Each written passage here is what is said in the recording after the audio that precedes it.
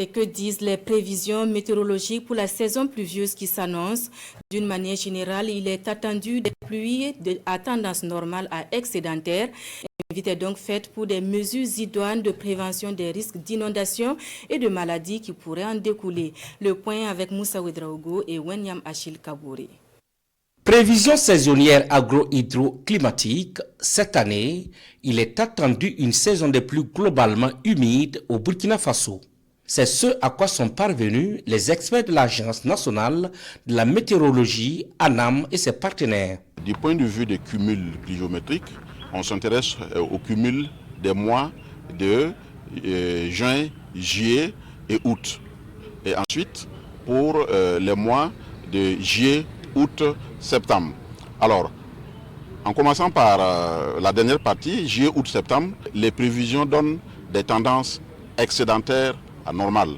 Cela veut dire qu'il est attendu des cumuls pluviométriques supérieurs à ce qu'on a l'habitude d'observer au Burkina Faso. Donc, nous pouvons considérer que pour cette période-là, nous aurons une période humide, donc des excédents de pluie.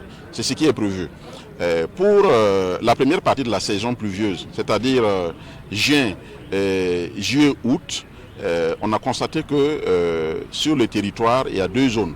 Alors, sur la majeure partie du territoire, on attend des quantités, des cumuls excédentaires à tendance normale, mais sur une partie, le sud-est et le sud-est, bon, les tendances sont normales à déficitaires. Le caractère globalement pluvieux attendu sur l'ensemble du territoire national aura une répercussion sur les écoulements des bassins fluvieux du pays. Par rapport aux écoulements hydrologiques, il a été constaté que tous les principaux bassins fluviaux connaîtront donc des écoulements pluviométriques et hydraulogiques excédentaires. Ces prévisions ont été faites sur la base des signaux du mois d'avril et révisées en mai.